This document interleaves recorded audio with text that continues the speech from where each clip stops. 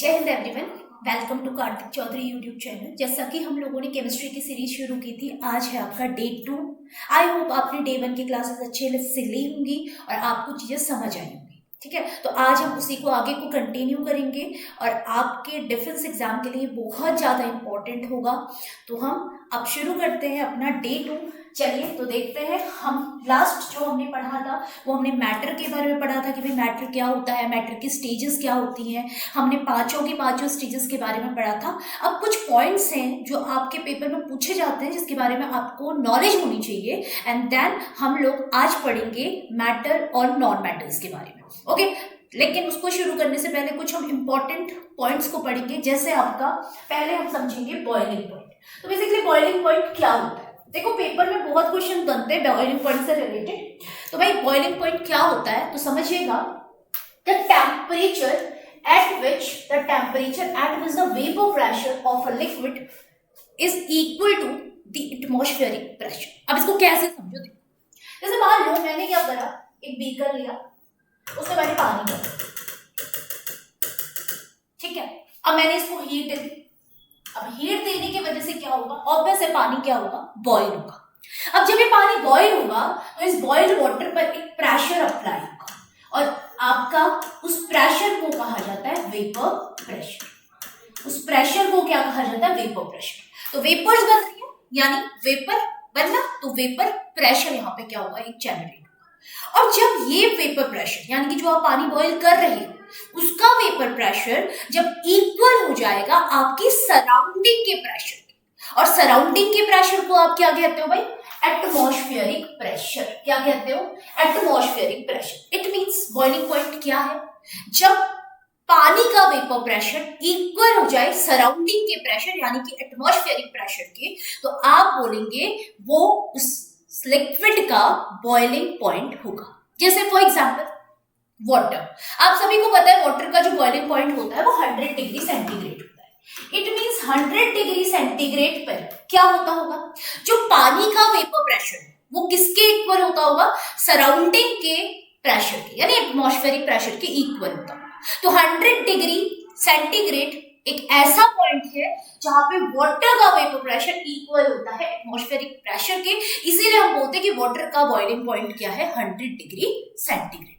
Okay, अब आगे समझते हैं। देखो, the boiling point of water at hill station will be less than the sea level। भाई जो बॉइलिंग पॉइंट होता है वो आपका पहाड़ों में कम होता है और सी लेवल पे ज्यादा होता है। कारण क्या होता है भाई इसका? कारण ये होता है कि जैसे जैसे हम ऊपर को जाते हैं, जैसे जैसे हम क्या करेंगे, पहाड़ों की तरफ को जाएंगे, तो आपका जो एटमॉस्फेरिक प्रेशर होता है वो डिक्रीज होने लगता है। अगर एटमॉस्फेरिक प्रेशर डिक्रीज हो गया, और हमने क्या पढ़ा था, जब बीपी यानी वेपर प्रेशर इक्वल हो एटमॉस्फेरिक प्रेशर के, यानी अब क्या होगा, एटमॉस्फेरिक प्रेशर डिक्रीज हो गया, तो अब जो वेपर प्रेशर होगा वो जल्दी इक्वल हो जाएगा एटमॉस्फेरिक प्रेशर के, तो इसीलिए क्या हो जाएगा, पानी आपका जल्दी बॉईल हो जाएगा, पर खाना जल्दी नहीं बनेगा। कारण क्या है, क्योंकि उसको उतना रिक्वायर्ड टेम्परेचर नहीं मिल पाया, उतना रिक्वायर्ड जो टेम्परेचर चाहिए था वो उसको नहीं मिल पाया।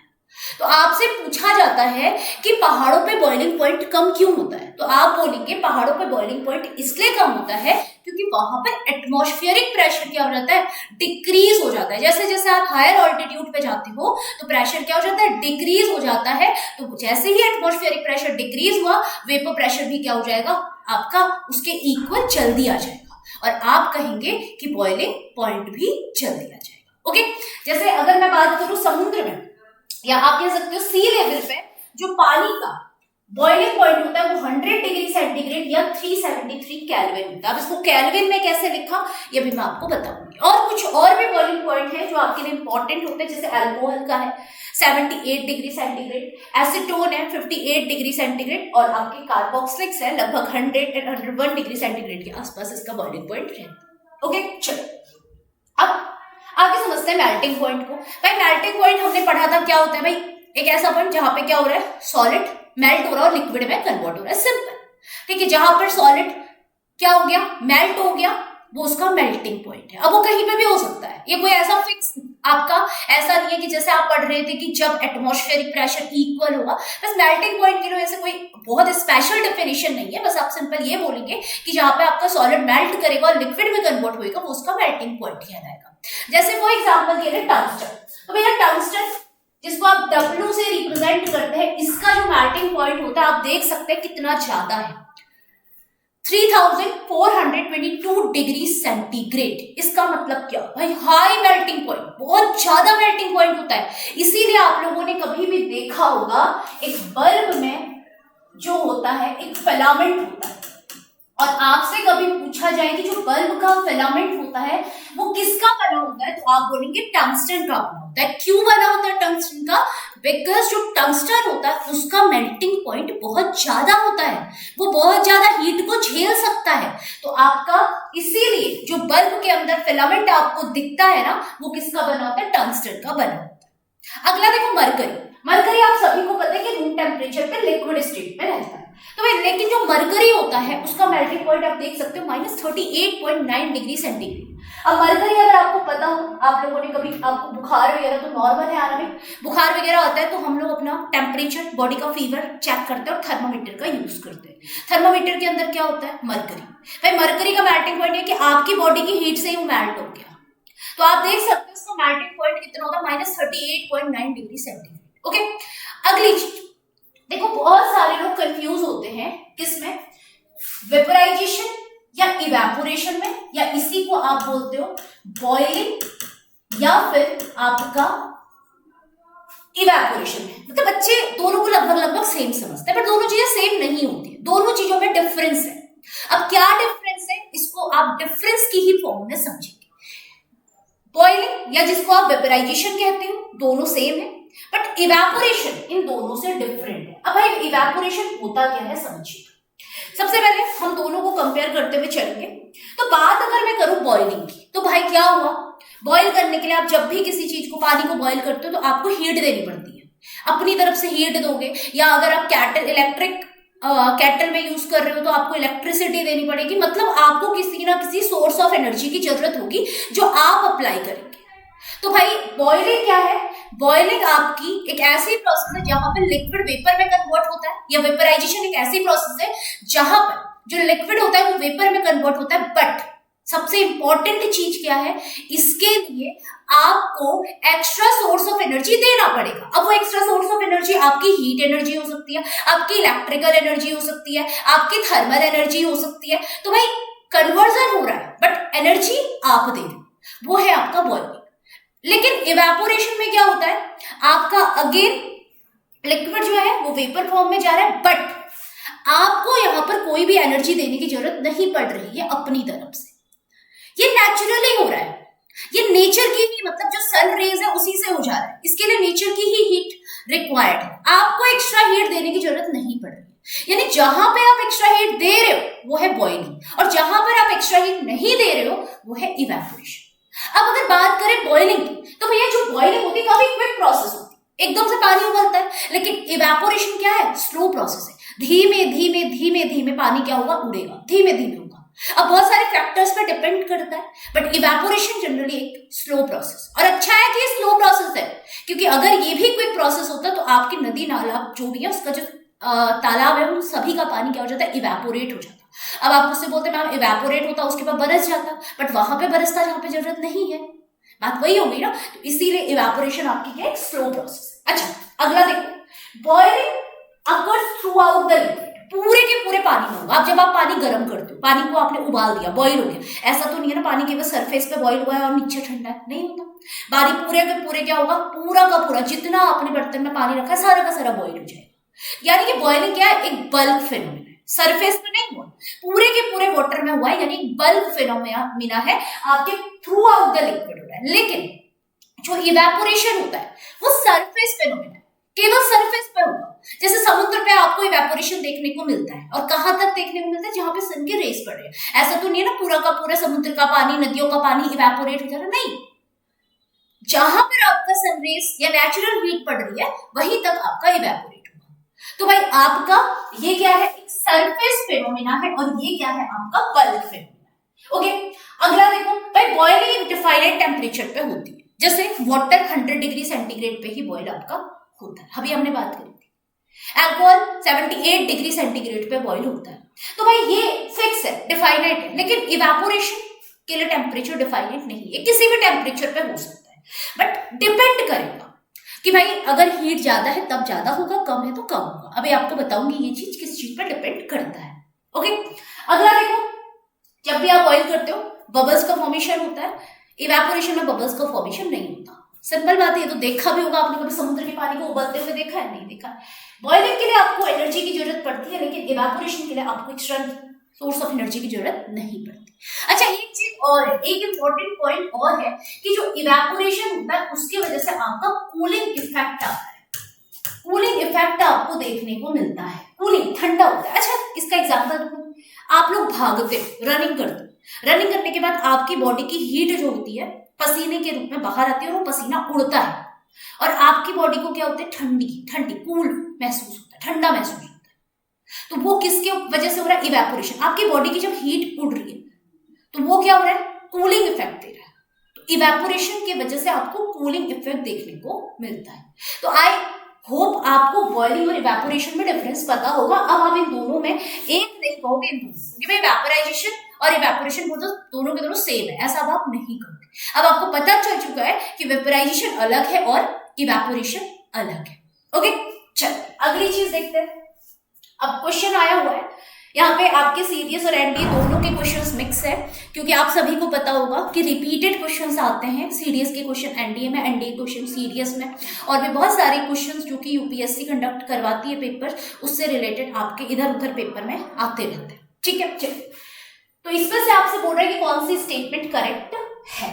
अभी हमने पढ़ा था कि जो बॉइलिंग है वो एक बल्क फेनोमेना है और जो इवेपोरेशन है वो क्या है? सरफेस।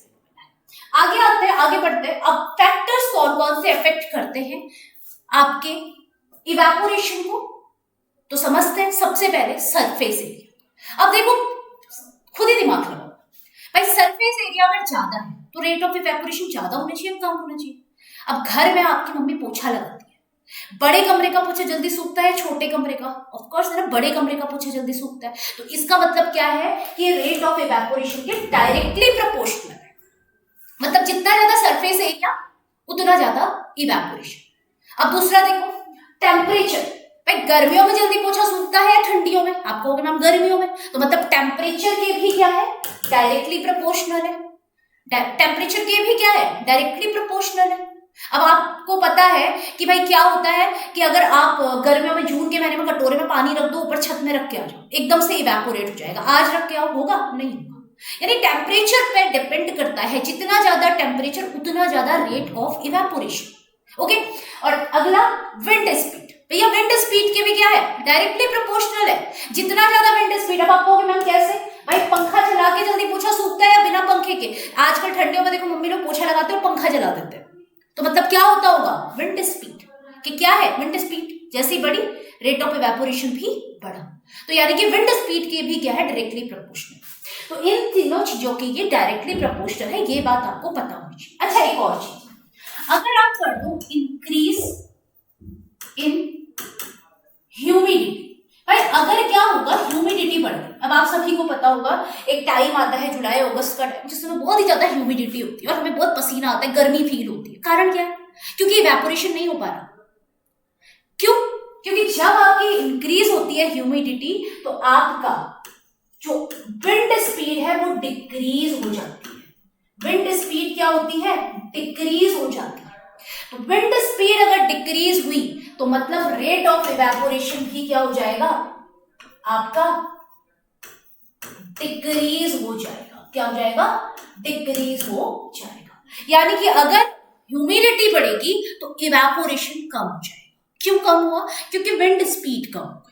इज दैट क्लियर और नॉट? तो आपसे अगर पूछा जाए कौन कौन से फैक्टर अफेक्ट करते हैं रेट ऑफ इवेपोरेशन को, चारों के चारों करते हैं।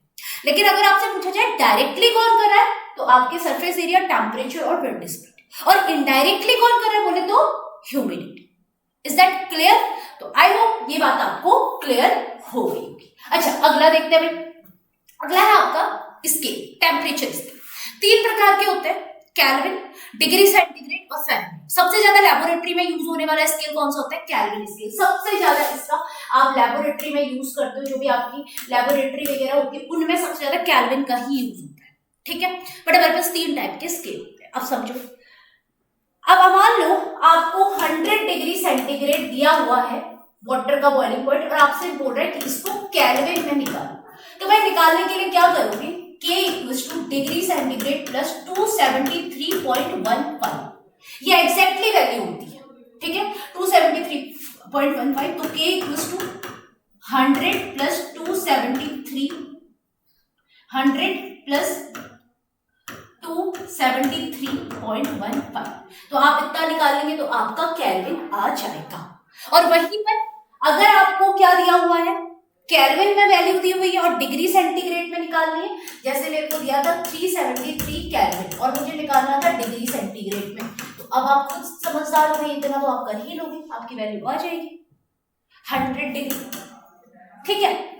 तो पहली चीज तो आपकी ये हो गई। अगला, अगर आपको वैल्यू दी हुई है फ़ारेनहाइट में और निकालना है आपको डिग्री सेंटीग्रेड, तो भाई इसके लिए फॉर्मूला होता है आपका F = 9/5 डिग्री सेंटीग्रेड प्लस 30। कुछ भी दिया हो, मान लो आपको डिग्री सेंटीग्रेड की वैल्यू दी हुई है 100 है आपके पास, तो F = 9/5 मल्टीप्लाई 100 प्लस 30 और निकाल लो। तो आप इसको निकाल लोगे, आपको पता है कि फ़ारेनहाइट में वैल्यू कितना आ जाएगा। तो भाई कुछ भी वैल्यू दी हुई हो इन फॉर्मूले में पुट कर दो और आपका आंसर आपके सामने होगा। अब इसके लिए आपको फॉर्मूला पढ़ना पड़ेगा, फॉर्मूला याद करना पड़ेगा, ठीक है। तो ये फॉर्मूले आपको आने चाहिए जिससे आप कोई भी वैल्यू निकाल सकते हो। अगला देखो, अब आपसे पेपर में पूछा जाता है ऐसी कौन सा टेम्परेचर जहां पर डिग्री सेंटीग्रेड और डिग्री फ़ारेनहाइट दोनों के दोनों सेम होते हैं, सेम रीडिंग दिखाएंगे। तो भाई नोट कर लो -40 degree is the temperature which is same, दोनों जगह पे सेम होता है, सेंटीग्रेड पे भी और फ़ारेनहाइट पे भी -40, ठीक है। अगला देखो, एब्सोल्यूट टेम्परेचर। भाई एब्सोल्यूट टेम्परेचर क्या होता है? Lowest possible temperature. जो लोवेस्ट पॉसिबल टेम्परेचर है वो आपका क्या है? -273.15 डिग्री सेंटीग्रेड, या इसी को आप 0 केल्विन भी कह सकते हो। एब्सोल्यूट टेम्परेचर का मतलब क्या होता है? भाई इसके बाद पॉसिबल नहीं है टेम्परेचर, ना तो हीट एब्जॉर्ब हो रही है ना ही हीट रिलीज हो रही है, मतलब यहां पर तक ही आपका ये लोवेस्ट पॉसिबल टेम्परेचर, इससे ज्यादा अभी तक पॉसिबल टेम्परेचर नहीं है। तो आपको ये ध्यान रखना है कि अगर आपको डिग्री सेंटीग्रेड में पूछा हो तो -273.15 डिग्री सेंटीग्रेड और केल्विन में पूछा हो तो 0 केल्विन, ठीक है। अगला, रूम का टेम्परेचर लगभग इतना होता है 25 to 27 डिग्री सेंटीग्रेड और आपकी बॉडी का 37 डिग्री सेंटीग्रेड। अब आप इसको फ़ारेनहाइट में भी निकाल सकते हैं, आप इसको केल्विन में भी निकाल सकते हैं, फॉर्मूला आपके सामने। अच्छा एक चीज देखो, एक चीज ध्यान रखना, जो वाटर होता है, ठीक है, वाटर की जो डेंसिटी होती है, अगर आपसे पूछा जाए वाटर की डेंसिटी मैक्सिमम कहां पे होती है, तो याद रखना 4 डिग्री सेंटीग्रेड पे। आप कहोगे मैम 4 डिग्री सेंटीग्रेड में वाटर की डेंसिटी मैक्सिमम, मतलब आइस की डेंसिटी वाटर की डेंसिटी से कम होती है? जी हाँ भाई, आइस की डेंसिटी क्या होती है? वाटर की डेंसिटी से कम होती है। और आइस कितने में होती है? 0 डिग्री सेंटीग्रेड पे। यानी कि आइस, आपने कभी देखा होगा अगर आप पानी में आइस डालते हो आइस ऊपर आ जाती है। आइस ऊपर क्यों आई? क्योंकि उसकी डेंसिटी कम है, तो जिसकी भी डेंसिटी कम होगी वो ऊपर आ जाएगा। तो आइस की डेंसिटी वाटर की डेंसिटी से कम होती है, यानी कि 0 डिग्री सेंटीग्रेड पर डेंसिटी क्या होती है? कम होती है। और 4 डिग्री सेंटीग्रेड पे डेंसिटी क्या है? ज्यादा है। और पूछा जाता है वाटर की डेंसिटी मैक्सिमम कहां पे होती है, तो याद रखना 4 डिग्री सेंटीग्रेड पर वाटर की डेंसिटी मैक्सिमम होती है। केल्विन में निकालोगे तो निकाल सकते हो 4 + 273, तो आपका आ जाएगा 277 केल्विन, ओके। अब कभी कभी आपसे ये भी पूछा जाता है कि वाटर की डेंसिटी आइस की डेंसिटी से ज्यादा क्यों होती है? Because of hydrogen bonding. Hydrogen bonding की वजह से जो आइस होती है उसमें हाइड्रोजन बॉन्डिंग जो होती है उसके बीच में हवा भर जाती है, और जैसे आप पानी में डालते हो हवा निकल गई, तो भाई आइस क्या हो गई? हल्की हो गई, आपका ऊपर तैरने लग गई। तो भाई इसीलिए आपको ये बात ध्यान रखनी है कि जो वाटर की डेंसिटी होती है वो आइस की डेंसिटी से क्या होती है? ज्यादा होती है। मैक्सिमम वाटर की डेंसिटी कहां पे होती है? 4 डिग्री सेंटीग्रेड पे होती है। आगे आते हैं, अब क्वेश्चन है देखो, न्यूमेरिकली 2 थर्मोमीटर 1 फ़ारेनहाइट और डिग्री सेंटीग्रेड स्केल की सेम रीडिंग कहां पे होती है? अभी आपने पढ़ा है 40 डिग्री सेंटीग्रेड पे। अगला देखो, which one of the following is the lowest possible temperature. अभी आपने पढ़ा है क्या होता है भाई, -273 डिग्री सेल्सियस। ये सेल्सियस में दिया, केल्विन में दिया होता तो 0 हो जाता। इवेपोरेशन को लेकर पूछा हुआ है, आपको पता है कि भाई इवेपोरेशन कब रैपिड होगा, भाई जब टेम्परेचर ज्यादा होगा, सरफेस एरिया ज्यादा होगा, विंड स्पीड ज्यादा होगी, पढ़ा हुआ है आपने। ओके, अगला देखो कि भाई आपसे पूछा है कि 0 टेम्परेचर इज 0 केल्विन, तो डिग्री सेंटीग्रेड पे कितना होगा, आपको ये भी बात मालूम है कि -273.15 डिग्री सेंटीग्रेड। ये सब आपकी पढ़ी हुई चीज है। विच of the following is correct, भाई कौन सा इसमें से करेक्ट है। अब आप देखो, पढ़ो भाई कौन सा करेक्ट है। अभी आपने पढ़ा था कि the density of ice is less than the density of water. भाई आइस की डेंसिटी क्या होती है, वाटर की डेंसिटी से कम होती है, हमने ये पढ़ा हुआ था। उसके अलावा देखते हैं, materials exist as liquid at room temperature have their melting and boiling point lower than the room temperature. भाई ऐसा नहीं है, ठीक, सॉरी आपका जरूरी नहीं है ऐसा, ठीक है। उसके बाद क्या है आपका, द फेनोमेना इन्वॉल्विंग दी आपका transition of substance from solid to liquid, sublimation. भाई सॉलिड टू लिक्विड मेल्टिंग होता है ना कि सब्लिमेशन होता है। To convert temperature on Celsius scale to Kelvin scale, हम क्या करते हैं, सब्सट्रैक्ट करते हैं, नहीं भाई हम क्या करते हैं, ऐड करते हैं, ठीक है। तो भाई ये आपका गलत है। अगला आते हैं लेटेंट हीट। भाई लेटेंट हीट क्या होती है, अब मैं आपको ऐसे समझाती हूँ, लेटेंट हीट को समझिएगा। देखो लेटेंट हीट को समझने के लिए यहाँ पे एक हम डायग्राम की हेल्प लेते हैं। एक बीकर मैंने लिया, इस बीकर में मैंने पानी भर दिया और इसमें मैंने एक थर्मामीटर डाल दिया, एक थर्मामीटर डाल दिया इसमें मैंने। अब मैंने पानी को पहले पानी का टेम्परेचर चेक किया। मैंने जब मैंने इसमें पानी भरा था उस समय पानी का टेम्परेचर था 30 डिग्री सेंटीग्रेड, इनिशियल टेम्परेचर। अब मैंने यहाँ पे क्या दी, हीट दी, और आपको पता है जैसे मैं हीट दूंगी पानी का टेम्परेचर धीमे धीमे धीमे इंक्रीज करेगा, 30 से 60 जाएगा, 60 से 80 जाएगा, और ऐसे करके 100 डिग्री सेंटीग्रेड आएगा, बिल्कुल आएगा। तो 100 डिग्री सेंटीग्रेड पे जैसे ही टेम्परेचर पहुंचा, तो अब मैंने क्या देखा कि मैं हीट दी जा रही हूं बट मेरे पानी का टेम्परेचर बढ़ नहीं रहा है, मेरे पानी का टेम्परेचर बढ़ नहीं रहा है हीट देने के बावजूद भी, मतलब वो 100 डिग्री सेंटीग्रेड पे आके रुक गया। और मेरे को क्या लगा कि भाई मेरा थर्मोमीटर खराब है, मैंने बदल दिया, लेकिन मैंने दूसरा वाला नया वाला थर्मोमीटर डाला, उसने भी यही काम किया। तो तब मुझे समझ आया कुछ तो गड़बड़ है। भाई गड़बड़ क्या थी कि आप सभी को पता है कि जो लिक्विड होता है उसके जो पार्टिकल्स होते हैं वो गैस के पार्टिकल्स के कंपैरिजन में थोड़ा नजदीक नजदीक होते हैं, और लिक्विड के पार्टिकल्स में फोर्स ऑफ अट्रैक्शन ज्यादा होता है बजाय किसके, गैस के पार्टिकल्स के। तो अब हुआ क्या समझो, भाई जैसे ही टेम्परेचर 100 डिग्री सेंटीग्रेड पे पहुंचा, तो 100 डिग्री सेंटीग्रेड एक ऐसा पॉइंट है जहां पर जो लिक्विड होता है वो वेपर में कन्वर्ट होना शुरू होता है, यानी कि वो गैस में कन्वर्ट होना शुरू हो रहा है। तो अब हुआ क्या कि जो आप हीट दे रहे हो ना, ये टेम्परेचर को इंक्रीज नहीं कर रही है, ये लिक्विड के जो पार्टिकल्स है उनके बीच में जो फोर्स ऑफ अट्रैक्शन है उनको तोड़ने का काम कर रही है और उसको गैस के पार्टिकल्स में कन्वर्ट कर रही है। यानी कि फेज में चेंज देखने को मिलेगा, लिक्विड कन्वर्ट हो रहा है गैस में but without change in temperature. भाई टेम्परेचर वही 100 डिग्री सेंटीग्रेड है, वही 100 डिग्री सेंटीग्रेड है, लेकिन उस 100 डिग्री सेंटीग्रेड पे लिक्विड जब गैस में कन्वर्ट होगा उसको आप बोलोगे लेटेंट हीट, हिडन हीट, या इसको हिंदी में बोला जाता है गुप्त ऊष्मा। तो भाई क्या है लेटेंट हीट, बहुत ही सिंपल है। लेटेंट हीट आपकी क्या है, जहां पे आपका चेंज हो रहा है फिजिकल स्टेट में, यानी फेज में, सॉलिड से लिक्विड बन रहा है, लिक्विड से गैस बन रहा है but without change in temperature. But temperature change नहीं हो रहा है, टेम्परेचर में कुछ भी चेंज नहीं आ रहा है, टेम्परेचर कांस्टेंट है, तो आप उसे क्या बोलते हो, लेटेंट हीट।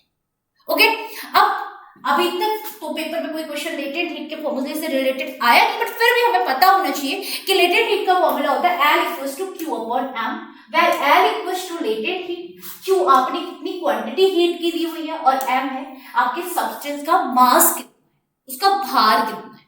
ठीक है। अब कुछ टर्म्स होते हैं जो रिलेटेड होते हैं लेटेंट हीट से। अब देखो सबसे पहले तो आपको लेटेंट हीट सबसे देखते ही क्या समझ जाना है, टेम्परेचर कांस्टेंट रहेगा, टेम्परेचर क्या रहेगा कांस्टेंट, और फेज में क्या आएगा चेंज। ये चीज समझ जानी है आपको देखते। अब फेज में क्या चेंज आएगा भाई, कौन सा फेज चेंज होगी, इसके लिए अब आप आगे बढ़ोगे। जैसे latent heat of fusion, fusion मतलब क्या होता है, जहां पे आपका सॉलिड कन्वर्ट होता है लिक्विड में। तो आप क्या बोलोगे, लेटेंट हीट ऑफ फ्यूजन क्या है, सॉलिड कन्वर्ट हो रहा है लिक्विड में but without change in temperature. Solid convert हो रहा है किसमें, लिक्विड में, लेकिन टेम्परेचर में कोई भी चेंज नहीं आ रहा है, तो आप बोलोगे लेटेंट हीट ऑफ फ्यूजन।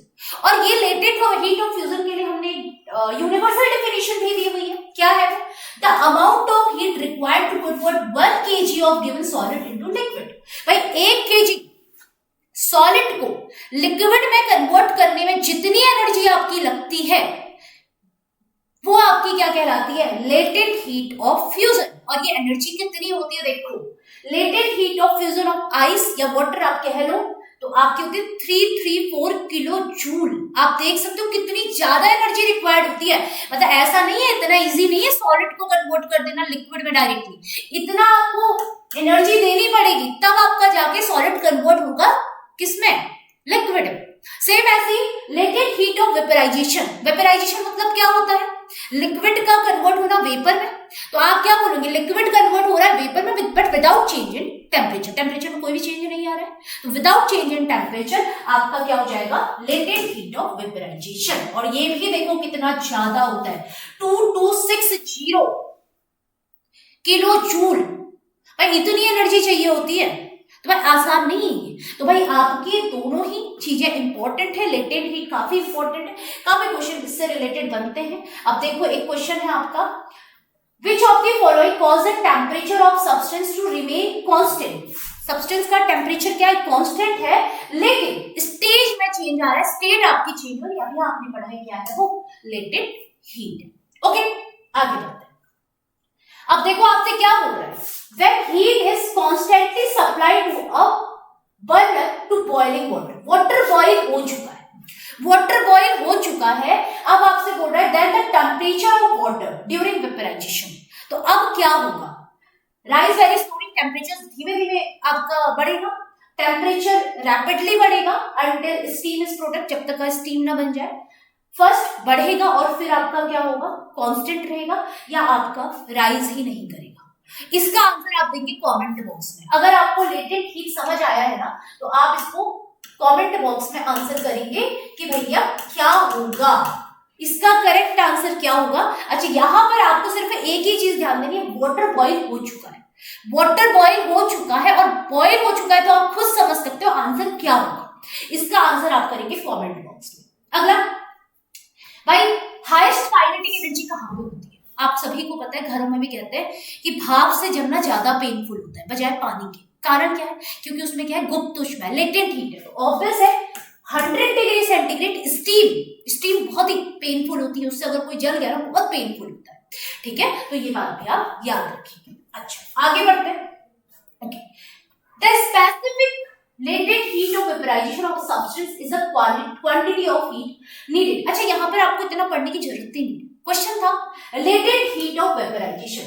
आपको पता है latent heat क्या होती है, विदाउट चेंज इन टेम्परेचर, और वेपराइजेशन क्या होता है भाई, लिक्विड से वेपर। तो अब देखो liquid to vapour a change of temperature नहीं, ये हो ही नहीं सकता। Liquid to vapour without a change in temperature, भाई सीधे सीधे आंसर आपका बी। ठीक है आगे। अच्छा अब pressure cooker कुक्स food faster path. अब प्रेशर कुकर पे आपने क्या करा, प्रेशर अप्लाई किया। तो प्रेशर अप्लाई किया तो क्या होगा, वेपर प्रेशर आपका क्या होगा, बढ़ेगा। अगर वेपर प्रेशर बढ़ेगा तो एटमॉस्फेरिक प्रेशर के इक्वल आएगा और आपका बॉइलिंग पॉइंट भी क्या हो जाएगा। अच्छा सिंपल बात है ना, अगर आपने प्रेशर बढ़ाया तो एटमॉस्फेरिक प्रेशर भी बढ़ा और आपका बॉइलिंग पॉइंट भी बढ़ा, तो बॉइलिंग पॉइंट क्या हो जाएगा, इंक्रीज हो जाएगा। ओके, खाना जल्दी बन जाएगा। चलिए आगे आते हैं। तो भाई 1 kg लिक्विड को अगर आपको गैस में कन्वर्ट करना है तो क्या है, आपने भी पढ़ा हुआ है, latent heat of vaporization, gas में कन्वर्ट कर रहे हैं। ओके, अगला डिफ्यूजन, बहुत ही सिंपल चीज है। किसी भी चीज का हायर कंसंट्रेशन से लोअर कंसंट्रेशन पे जाना। आपने एक जगह पे अगरबत्ती जलाई, एक जगह पे जलाई, खुशबू पूरे कमरे में फैल गई। हायर कंसंट्रेशन से लोअर कंसंट्रेशन। जितना ज्यादा टेम्परेचर उतना ज्यादा डिफ्यूजन। भाई डिफ्यूजन किस पे डिपेंड करता है? टेम्परेचर। क्यों? क्योंकि जैसे आप टेम्परेचर बढ़ाओगे काइनेटिक एनर्जी बढ़ेगी, तो पार्टिकल्स दूर दूर भागेंगे, और पार्टिकल्स का दूर दूर भागना है क्या? डिफ्यूजन है। अब आप देखो, आप क्या करो, इंक लो और पानी में डालो, ठंडे पानी में डालो, तो वो थोड़ा देर में डिफ्यूज होगी, लेकिन एक टाइम पे ऐसा आएगा पूरे पानी में फैल जाएगी। लेकिन आप वही इंक गर्म पानी में डालो, तो आप खुद देखोगे कि भाई गर्म पानी में रेट ऑफ डिफ्यूजन ज्यादा हो रहा है बजाय ठंडे पानी के। तो आप ये चीज समझ सकते हो। ओके, चलिए अब क्लासिफिकेशन ऑफ मैटर। अगेन हम दो प्रकार से क्लासिफाई करते हैं मैटर को, मिक्सचर और pure substance. Mixture homogeneous, heterogeneous, जो आने वाले लेक्चर्स में हम पढ़ेंगे, और आपका मैटर में प्योर सब्सटेंस, एलिमेंट और कंपाउंड। भाई प्योर सब्सटेंस होते क्या है? जो एक ही टाइप के मेटल के बने हुए, एक ही टाइप के होंगे। जैसे फॉर एग्जांपल हाइड्रोजन, हाइड्रोजन से बना हुआ है। डायमंड कार्बन से बना हुआ है। कॉपर वायर कॉपर से बनी हुई है। तो ये आपका क्या? Pure substance. तो आपके प्योर सब्सटेंस क्या? एक ही टाइप के आपके एलिमेंट से मिलकर बने हुए हैं। अब समझते हैं हम आगे एलिमेंट के बारे में। तो भाई जो प्योर सब्सटेंस होता है उसकी सबसे छोटी यूनिट एलिमेंट होती है। जैसे हमारी बॉडी की जो सबसे छोटी यूनिट होती है सेल होती है, वैसे प्योर सब्सटेंस की सबसे छोटी यूनिट एलिमेंट होती है। आप इसको फर्दर डिवाइड नहीं कर सकते। Element simplest unit, further divide नहीं कर सकते। अच्छा, element is made up of only one kind of atom, एक ही प्रकार के एटम से मिलकर बना है। अच्छा एक चीज, एटम और एलिमेंट में क्या डिफरेंस होता है? आप सोडियम के एटम को भी ऐसे लिखते हो और सोडियम के एलिमेंट को भी ऐसे लिखते हो, तो भाई डिफरेंस क्या रहेगा? देखो, अगर ये सोडियम का एलिमेंट है तो इसका एक पार्टिकल इसका एटम है, यानी कि एटम की बड़ी यूनिट एलिमेंट है। एटम की जो बड़ी यूनिट है वो एलिमेंट है। सिंपल है, ठीक है। एक ही काइंड के एटम से मिलकर ये बनता है, और मास है, साइज है, कॉम्पोजिशन है, सब आपका क्या होगा? सेम होगा। एग्जाम्पल आयरन, एल्यूमिनियम, कॉपर, पूरी पीरियोडिक टेबल आपकी पड़ी हुई है। पूरी पीरियोडिक टेबल में आप 118 एलिमेंट पढ़ते हो, सारे के सारे एलिमेंट है। ओके, अब एलिमेंट भी आपके क्या होते हैं? अलग अलग प्रकार के होते हैं होने को। बट हम यहाँ पे एक क्वेश्चन देखते हैं। A pure substance which is made up of only one kind of atom and can not be broken. अभी पढ़ा था आपने, क्या होता है? एलिमेंट होता है। हमने ये बात करी थी, ठीक है। चलिए आगे बढ़ते हैं, देखते हैं। तो भाई एलिमेंट को भी हम क्या करते हैं? डिवाइड करते हैं। कुछ सॉलिड एलिमेंट होते हैं, कुछ लिक्विड एलिमेंट होते हैं, और कुछ गैसेस एलिमेंट। सॉलिड एलिमेंट्स क्या होंगे? जो रूम टेम्परेचर में सॉलिड स्टेट में रहेंगे। लिक्विड एलिमेंट क्या होंगे? जो रूम टेम्परेचर में लिक्विड स्टेट में रहेंगे। और गैसेस एलिमेंट क्या होंगे? जो रूम टेम्परेचर पे गैसेस स्टेट में रहेंगे, ठीक है।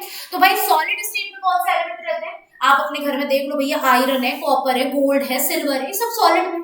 लिक्विड आपका मरकरी एंड ब्रोमीन वाटर, ये दोनों लिक्विड स्टेट में रहते हैं। और गैसेस क्लोरीन है, फ्लोरीन है, हाइड्रोजन है, नाइट्रोजन है, ऑक्सीजन है, ये सब क्या है? आपकी गैसेस है।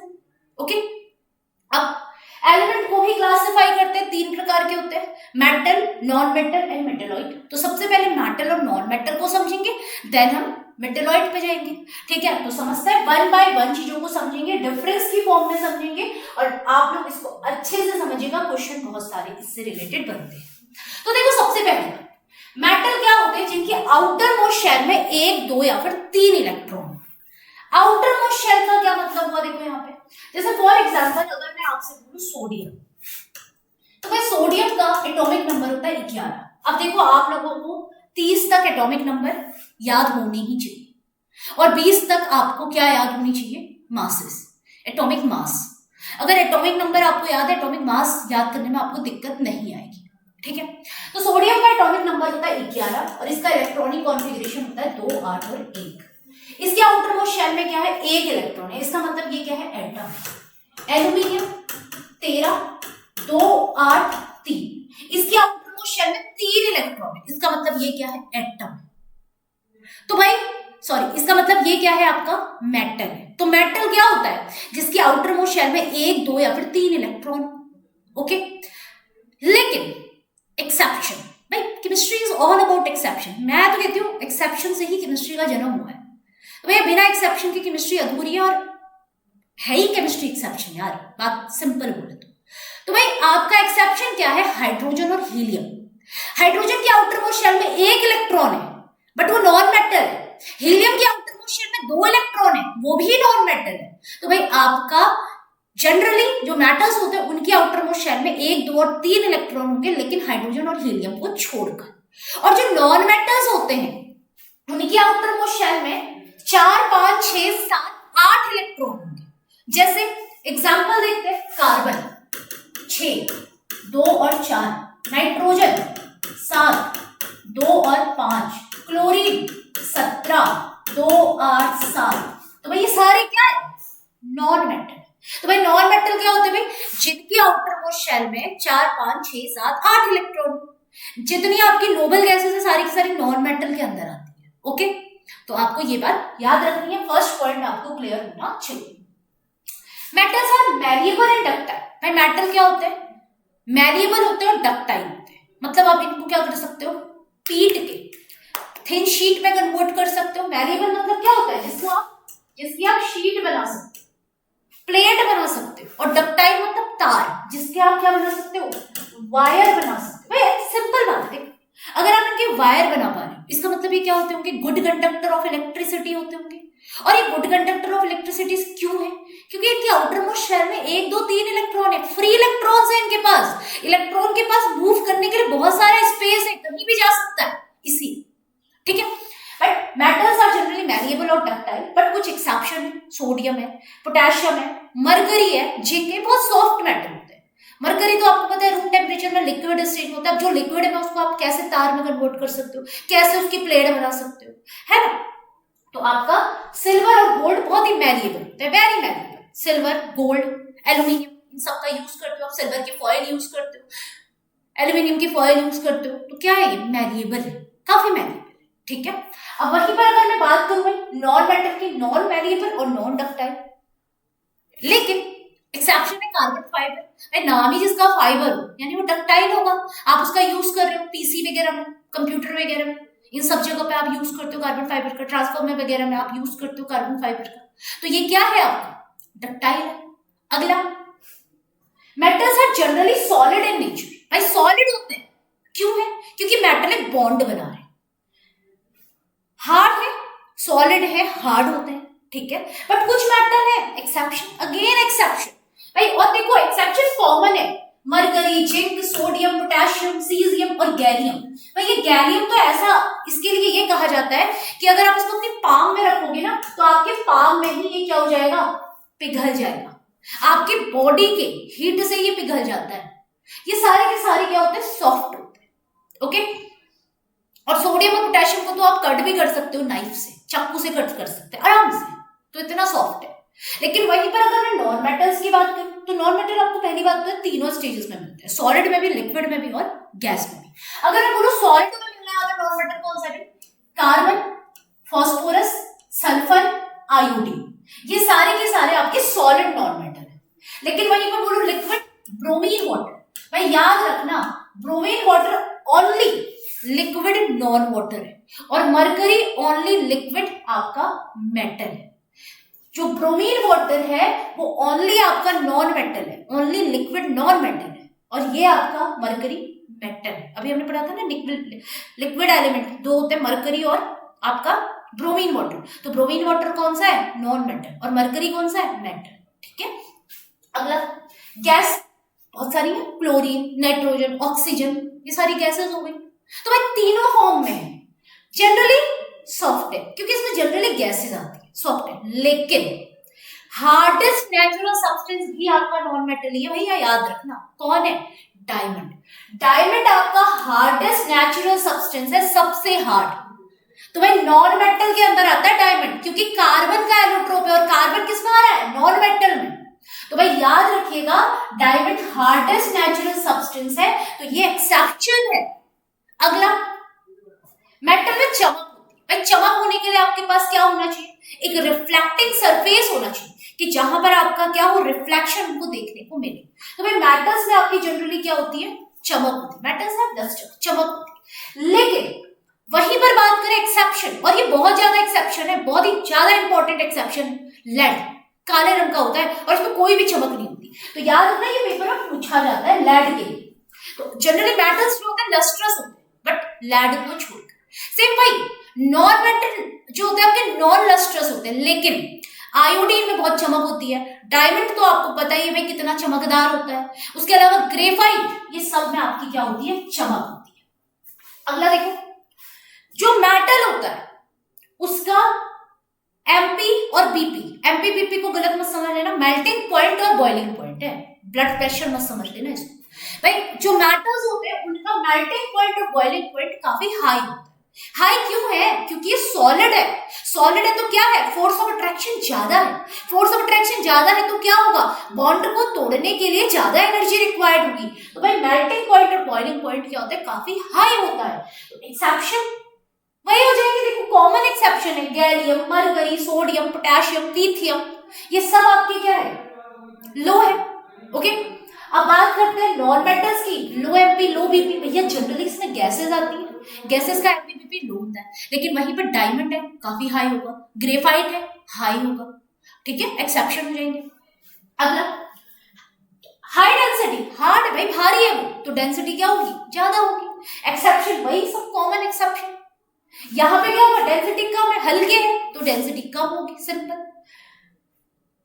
मेटल्स नॉन ब्रिटल होते हैं। नॉन ब्रिटल का मतलब क्या होता है, हथौड़ा मारते ही टूटते नहीं, लेकिन जिंक ब्रिटल है। जिंक में आप इसे हथौड़ा मारोगे ना टूट जाएगा। अब नॉन मेटल्स के बारे में मैं क्या ही बोलूं, जो सॉलिड होंगे वो ब्रिटल होंगे, गैसेस को तो आप तोड़ नहीं सकते, ले ऑक्सीजन तो आ रही है तोड़ देता हूं तो पॉसिबल ही नहीं है। लिक्विड को भी आप तोड़ नहीं सकते। भाई आप कह सकते हो कि जो नॉन मेटल्स होते हैं जनरली ब्रिटल होते हैं, बट गैसेस को छोड़ लो, लिक्विड को छोड़ लो, तो जो सॉलिड बचे वो आपके ब्रिटल हो जाएंगे। ओके, अब आगे देखो अगला, सोनोरस। मेटल्स में क्या होती है, साउंड, साउंड प्रोड्यूस करते हैं। सोनोरस मतलब साउंड को प्रोड्यूस करते हैं, साउंड प्रोड्यूस करते हैं। ठीक है, अब मारोगे भैया मेटल में, मॉलिक्यूल्स पास पास है, वाइब्रेशन होगा, साउंड प्रोड्यूस होगी। Non metals non sonorous, sound produce नहीं करते। ओके, अब अगला देखो important, metals are good conductor of heat and electricity. क्यों भाई, क्योंकि इनके पास क्या है, फ्री इलेक्ट्रॉन्स है। इनके आउटर मोस्ट शेल में 1 2 और 3 ही इलेक्ट्रॉन है, मूव करने के लिए बहुत सारा स्पेस है, फ्री इलेक्ट्रॉन्स है, इसीलिए good conductor of heat and electricity होते हैं। लेकिन वहीं पर non metals bad conductor of heat and electricity होते हैं, क्योंकि यहां पर कोई भी फ्री इलेक्ट्रॉन नहीं होता है, no free electron. Outermost shell में 4 5 6 7 8 इलेक्ट्रॉन है। भाई इलेक्ट्रॉन्स के पास स्पेस नहीं है मूव करने के लिए, तो यहां पर कोई भी फ्री इलेक्ट्रॉन आपका नहीं है। अब समझना, अगली इंपॉर्टेंट चीज समझना, अगर आपसे पूछा जाए कौन सा मेटल बेस्ट कंडक्टर ऑफ क्या है आपका, हीट एंड इलेक्ट्रिसिटी, तो याद रखना सिल्वर। सिल्वर बेस्ट है, फॉलोड बाय कॉपर, पहले सिल्वर फिर कॉपर। अब आप कहोगे तो मैम हम लोग सिल्वर की वायर क्यों नहीं यूज करते, वो है ना, सिंपल आंसर है इसका, हम लोग अंबानी के खानदान से बिलोंग नहीं करते इसीलिए। ठीक है, तो सिल्वर और कॉपर, तो भाई आपका क्या है, बेस्ट कंडक्टर है आपका सिल्वर, फॉलोड बाय कॉपर, फिर सिल्वर के बाद कॉपर, गोल्ड, एल्यूमिनियम। और अगर आपसे पूछा जाए poorest conductor, poor very poor metal, कौन सी पुअरेस्ट कंडक्टर है, कौन सी मेटल पुअरेस्ट कंडक्टर है, तो याद रखिएगा lead, followed by mercury. Lead पहला है और फिर आप मरकरी को सेकंड प्रायोरिटी देंगे, पहले कौन सा, लेड फिर मरकरी।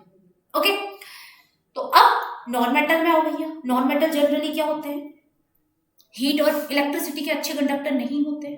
ठीक है, अच्छे कंडक्टर नहीं होते, लेकिन exception, exception and exception, graphite.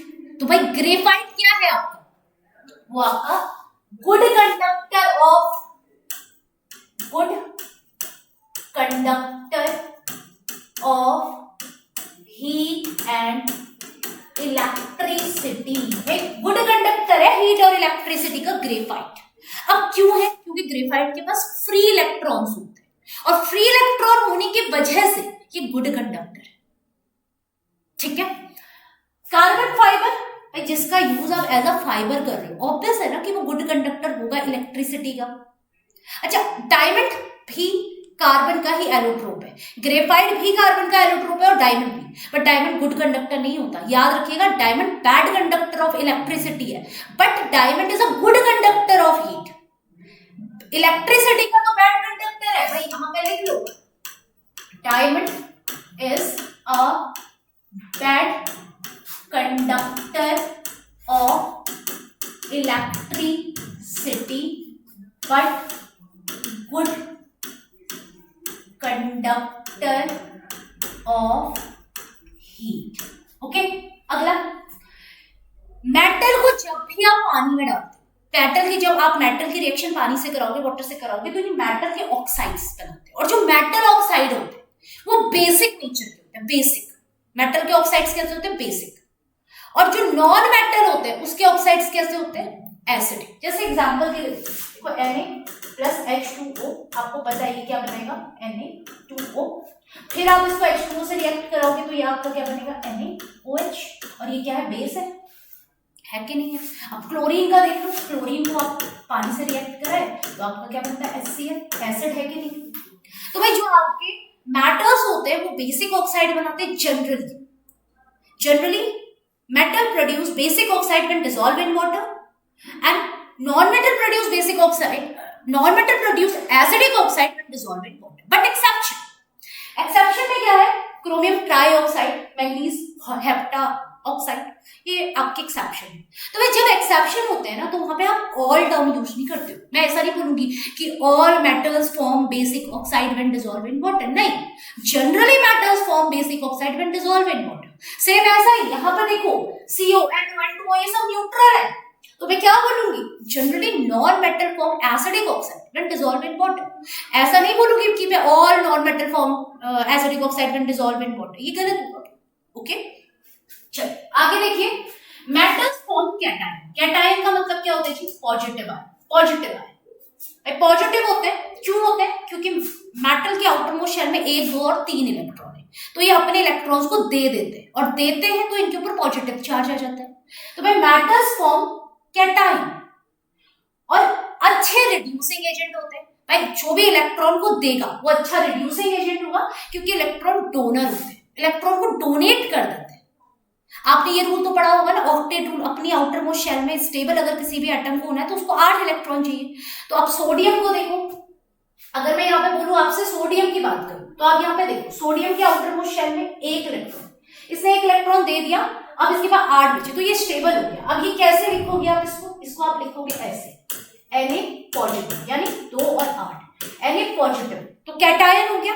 और जो भी कैटायन बनाते हैं वो मतलब इलेक्ट्रॉन को डोनेट करते हैं, वो अच्छे रिड्यूसिंग एजेंट होते हैं। अब यहीं पर देखो क्लोरीन, आउटर मोस्ट शेल में 7 इलेक्ट्रॉन है, अपना ऑक्टेट पूरा करने के लिए कितना चाहिए? 1 इलेक्ट्रॉन चाहिए। 1 इलेक्ट्रॉन ले लिया, इसके ऊपर नेगेटिव चार्ज आ गया, इसको आप बोलते हो एनायन, इसको आप बोलते थे कैटायन। तो अब एनायन बनाता है, और ये एक अच्छे ऑक्सीडाइजिंग एजेंट होते हैं। अभी क्या होता है रिड्यूसिंग एजेंट, ऑक्सीडाइजिंग एजेंट? आने वाले लेक्चर में मैं आपको बताऊंगा, ठीक है? क्यों? क्योंकि इलेक्ट्रॉन को एक्सेप्ट कर रहे हैं, तो इलेक्ट्रॉन को एक्सेप्ट कर रहा है तो अच्छा ऑक्सीडाइजिंग एजेंट है। उसके बाद देखो अगला, metals in vapour state are monoatomic. Generally metals जो होते हैं मोनोएटॉमिक होते हैं, जैसे सोडियम को आप Na लिखते हो, एल्यूमिनियम को Al लिखते हो, Mg लिखते हो। लेकिन जो नॉन मेटल्स होते हैं वो आपके मोनो भी हो सकते हैं, डाई भी हो सकते हैं, ट्राई भी हो सकते हैं, पॉली भी हो सकते हैं। अब कैसे देखो, जितने भी नोबल गैसेस आप उनको मोनोएटॉमिक कहते हो। एक ही लिखते हो, हीलियम He2 प्लस, He2 तो कभी नहीं देखा होगा आपने, लिखा होगा। Oxygen diatomic, O2, N2, Cl2, ये सब डायटॉमिक। O3 triatomic. तो आपके ये पॉलीएटॉमिक हो सकते हैं, मतलब इसमें 2, 3 से ज्यादा एटम हो सकते हैं, ठीक है? सल्फर S6, S8 तक जाता है। तो ये सब क्या है? सिंपल, ठीक है? अब क्वेश्चन है, aluminium is used for making cooking utensils. भाई एल्यूमिनियम का यूज करते हो, एल्यूमिनियम के बर्तनों का यूज करते हो। विच ऑफ द फॉलोइंग प्रॉपर्टी, भाई इसमें से कौन सी प्रॉपर्टी उसकी इस चीज के लिए हेल्पफुल होगी? सबसे पहला, गुड थर्मल कंडक्टिविटी। भैया जब थर्मल कंडक्टिविटी अच्छी होगी तभी तो आप उसका यूज कर रहे हो। इलेक्ट्रिक कंडक्टिविटी, इलेक्ट्रिक का यहाँ पे कोई मतलब है नहीं। डक्टिलिटी, तार बनने का भी कोई मतलब यहाँ पे है नहीं। हाई मेल्टिंग पॉइंट, बिल्कुल मेल्टिंग पॉइंट हाई है तभी आप उसका यूज कर पा रहे हो। अगर हाई नहीं होता, लो होता, तो फिर आप कहां से यूज कर पाते? तो इसका जो करेक्ट आंसर होगा वो होगा 1 और 2, ठीक है? चलो, which property of metal is used for making band and strings of musical instrument? Sitar, violin, क्या? डक्टिलिटी, उसके तार। अच्छा बैल बना ली ना, बैल के लिए क्या है, सोनोरस, आवाज प्रोड्यूस करते हैं इसीलिए, ठीक है। चलो, Which of the following statement is or are correct for metals? अब क्या बोल रहा है, they react with oxygen to form metallic oxide। बिल्कुल, आगे बताऊंगी भी कि ऑक्सीजन के साथ अगर रिएक्ट करेंगे, जैसे सोडियम है अगर ऑक्सीजन के साथ रिएक्ट करेगा, या कैल्शियम है अगर ऑक्सीजन के साथ रिएक्ट करेगा, कैल्शियम के ऑक्साइड बनाएगा, ये सोडियम के ऑक्साइड बनाएगा, सिंपल बात है, ठीक है। ऑल मेटेलिक ऑक्साइड है बेसिक इन नेचर, जनरली बोला था ना। और मेटल्स आर रिड्यूसिंग एजेंट, अभी पढ़ा था मेटल्स क्या होते हैं, रिड्यूसिंग एजेंट होते हैं, तो 1 है 3, ठीक है। ऑल नहीं बोलोगे आप यहाँ पे। The poorest conductor of heat among metal, answer करिएगा कमेंट बॉक्स में, इनमें से सबसे पुअर कौन सा होगा, आपको बताया हुआ है, याद रखिएगा, इसका आंसर कमेंट बॉक्स में आना चाहिए। अब डायमंड को लेके है भाई, इसमें आपको डायमंड की पूरी प्रॉपर्टी पता हो या ना, लेकिन आपको एक प्रॉपर्टी पता है कि diamond is not a good conductor of electricity. Diamond क्या है, बैड कंडक्टर है। तो ऑप्शन 2 को हटाओ, जहां जहां है वहां से हटाओ, तो बचा क्या 1, 3 एंड 4। तो आपकी ये स्टेटमेंट सही है। क्वेश्चन आपके काफी कुछ सही होते हैं जब आप एलिमिनेशन मेथड का यूज करते हो, ओके। अब समझो मेटलॉइड, भाई मेटलॉइड्स क्या होते हैं, जो मेटल और नॉन मेटल दोनों की ही प्रॉपर्टी को शो करते हैं, वो आपके मेटलॉइड कहलाते हैं, ठीक है। एग्जांपल है boron, germanium, silicon, antimony, arsenic, tellurium और पोलेनियम। ये सारे के सारे आपको पता होने चाहिए, पेपर में पूछा जाता है सबसे कौन सा मेटलॉइड है, तो ये याद कर लेना भाई, मेटलॉइड के एग्जाम्पल है। और उसके अलावा एक मेटलॉइड जैसा ही और चीज भी होती है, उसको आप कहते हो एम्फोटेरिक ऑक्साइड। एम्फोटेरिक ऑक्साइड क्या होता है, देखो ऐसे ऑक्साइड्स और हाइड्रो ऑक्साइड जो एसिड और बेस दोनों के साथ रिएक्ट कर जाए और सॉल्ट और वाटर प्रोड्यूस करे। जैसे एल्यूमिनियम का ऑक्साइड देखो एसिड के साथ भी रिएक्ट कर रहा है और बेस के साथ भी रिएक्ट कर रहा है और प्रोड्यूस क्या कर रहा है, salt and water, salt and water. तो भाई ऐसे ऑक्साइड्स या हाइड्रो ऑक्साइड जो एसिड और बेस दोनों के साथ रिएक्ट कर जाए, ये देखो zinc oxide, lead oxide, chromium trioxide, ये सभी आपके किसके एग्जाम्पल है, एम्फोटेरिक ऑक्साइड के एग्जाम्पल है। आयरन के ऑक्साइड, एल्यूमिनियम के ऑक्साइड, ये सभी आपके एम्फोटेरिक ऑक्साइड के एग्जाम्पल है। और एम्फोटेरिक ऑक्साइड होता क्या है, जो एसिड और बेस दोनों के साथ रिएक्ट करे और सॉल्ट एंड वाटर को प्रोड्यूस करे। इसमें से कौन सा मेटलॉइड नहीं है, अभी आपने पढ़ा है, कौन सा नहीं है, बोरॉन पढ़ा आपने, सिलिकॉन पढ़ा आपने, जर्मेनियम पढ़ा, लेकिन टंगस्टन नहीं पढ़ा, तो टंगस्टन मेटलॉइड नहीं है, ओके। चलो, which property of the following is are amphoteric. Amphoteric इसमें से कौन सा है, तो देखो एल्यूमिनियम के और आयरन के ऑक्साइड्स और हाइड्रोक्साइड्स क्या होते हैं, एम्फोटेरिक नेचर के होते हैं, ये हम पढ़ चुके हैं। तो भाई आज के लिए आपका इतना ही इनफ है, आप इसको अच्छे से पढ़ेंगे। जिन भी क्वेश्चंस के आंसर मैंने आपसे पूछे आप उसका आंसर कमेंट बॉक्स में देंगे। अगर आप इसको पूरी ईमानदारी से, पूरी शिद्दत से पढ़ेंगे ना, तो आपका जो केमिस्ट्री है वो कहीं नहीं गई, आप आराम से सारे के सारे केमिस्ट्री के क्वेश्चंस को सॉल्व कर लेंगे। तो मिलते हैं आपसे अगले लेक्चर में, तब तक के लिए जय हिंद, जय भारत।